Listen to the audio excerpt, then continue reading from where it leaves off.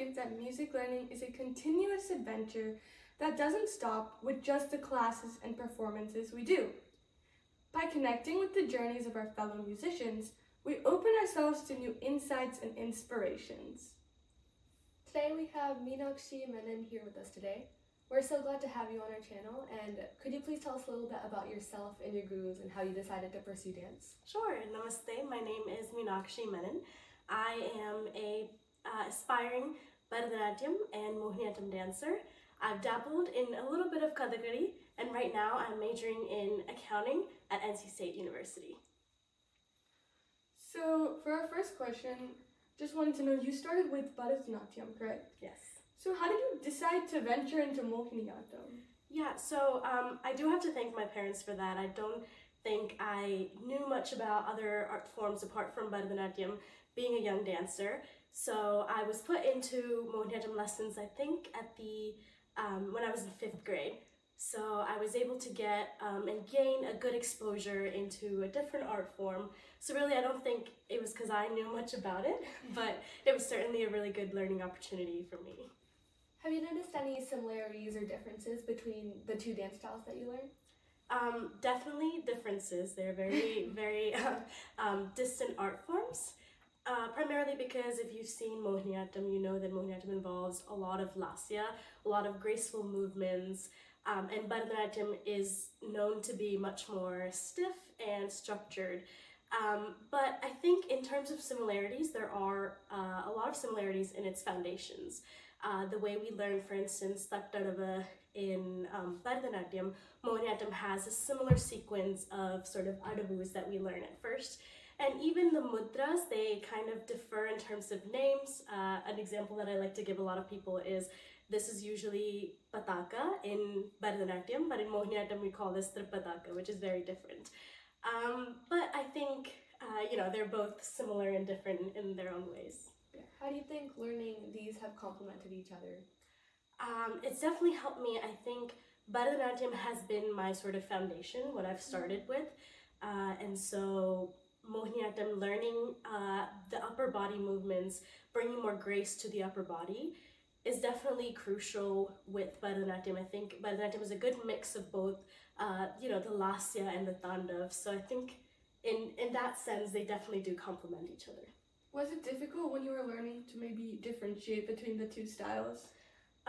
Maybe a little bit at first, and I think sometimes my teachers do point out when I do, if I'm in Mohiniyattam class and I'm a little too stiff in just the nade, just the way I'm walking, or if I'm in Bharatanatyam class and I bring a little too much lasya into my movements, they do call me out. But I think, sort of from time to time, I've realized how to differentiate the art styles and sort of performing Mohiniyattam at different platforms in Bharatanatyam. I think I've been able to find a way to distinguish the two forms. So dance has many tangible elements like the costumes and the props, but also many intangible elements like the physical dance and all the movements. So how do you connect these two when you perform?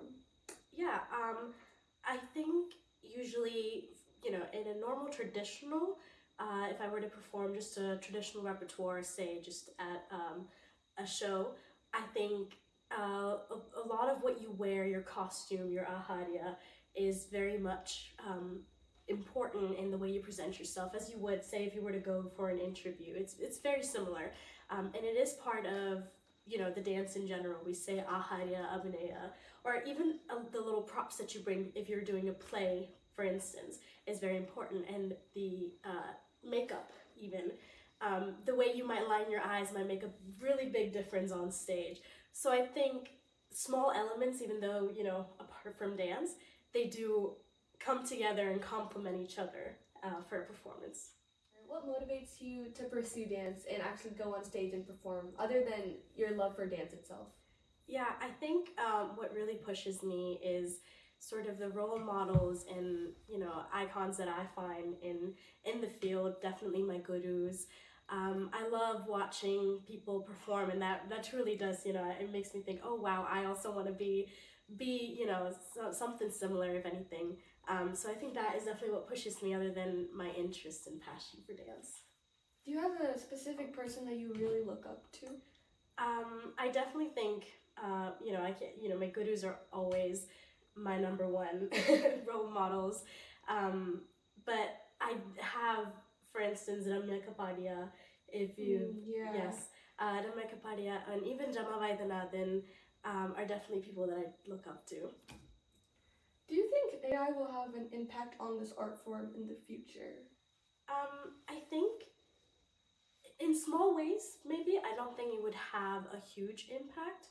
I think a lot of it could be, say, someone that's very new to the art form or is not very well. I think it would just be used as more like a search engine, if anything. But I don't see, at least from the little knowledge that I have about how those two worlds might, intersect, I would say I don't think there would be a huge impact. Yeah. When you dance, how do you manage the spatial concept of doing faster movements such as kneeling down or spinning? I think a lot of it mainly just comes from practicing, and usually you gotta nail down the basics. So, to your point of like, for instance, kneeling, I think a lot of that, like for instance, Mandiyaru, there's a lot of knee up and down movements, and yeah, it's not something that the human body can just do out of nowhere. So it is something that just comes out of practice. Yeah. So dance is a activity that requires a lot of physical exertion. So as we all know, high school is very demanding. So how did you manage both of these? I think and I see a lot of high school students now, I'm sure you guys do it too, are involved in so many activities, extracurricular activities outside of school. But I think it's important to bring in that balance of your academics, which is, of course, very important for your future. But sometimes you do need to come back from school after that 7-8 hours of just, school, and you do need that time to yourself where you do something that you enjoy. So I think in that sense, I've been able to find that balance, sort of like a work-life balance between the two. Do you have any advice for these rising high schoolers? I honestly think they might do it better than me, I'm not gonna lie. I think it's something that I am still working on, especially, being in college, I am still pursuing dance. So finding that balance is definitely hard. But I think it's just a matter of sort of making mistakes and learning from them and finding that comfort space and consistency. Abhinayams are the soul of any dance performance, and they're also pretty hard to learn, I think. How did you master these, and how do you incorporate them into dance to make it more enhanced?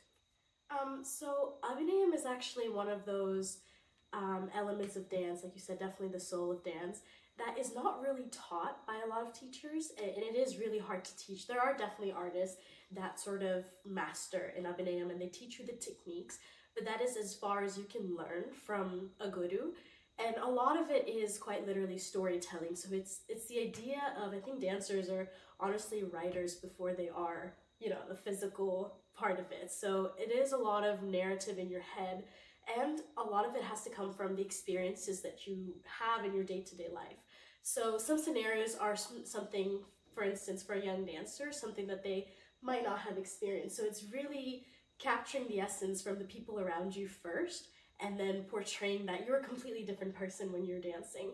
And so you're really absorbing that narrative, and I think that is how, I wouldn't say I'm mastered Abhinayam, I don't think I can claim that title, but that's at least what I tried to do. Do you have any tips that worked really well for you when you were trying to work on these abhinayams? Again, I think what my teachers have taught me is what they honestly tell me to do is, for a padam, for instance, they tell me to have a dialogue in my head. It could be as simple as like a Saki saying something to a Naika, or vice versa, a Naika saying something to a Saki. She could be distraught, and so writing quite literally in English or whatever language you choose, writing out a dialogue in a notebook would probably help you, because when you're performing it or just practicing it, that dialogue will keep running in your head. So yeah. So Mohiniyattam is a very unique dance form, and it's quite different from many of the other dance forms out there. So as you were learning Mohiniyattam, did you find it particularly difficult, and what about it was difficult? At first, sure. I think it's the idea that it is very, different from Bharatanatyam, especially bringing in the lasya and the upper body. It was a different training, I guess, that I had to pursue. And so bringing that flexibility is, at first, something that was challenging, but I think now doing it and practicing it, I don't, find that to be as challenging anymore. So yeah. What would you say is like the main thing about Mohiniyattam? Like, what's the star of the dance? I mean, 100% the lasya. I mean, that's the key element of the whole. Mohiniyattam is meant to portray the gracefulness of a woman, of femininity. So I think that is definitely something that I love so much about the form. The appreciation for different art forms such as dance or singing has been on the rise in the youth community today. What are your thoughts on this? I think it's actually really amazing that people, especially considering that we're all from, away from India and being born and brought up here. I think it's really amazing that everyone dabbles in some sort of Indian, art form. It could be playing the violin, it could be singing, it could be dancing. And I think it's really amazing because I think we are, at the end of the day, the future. And so bringing that into the next generation and passing it on is definitely really nice to see. Yeah. So, dance has changed a lot over the past years. Do you think that even though the content of dance has changed over modern times, is the main concept still the same, or has it also evolved as the years have gone by?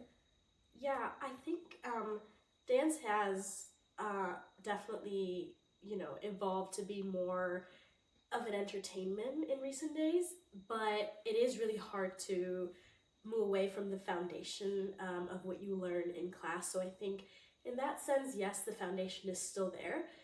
But again, from style to style, from teacher to teacher, from student to student, it could definitely vary. And I think people do, and there are good outcomes out of it for sure. People do experiment.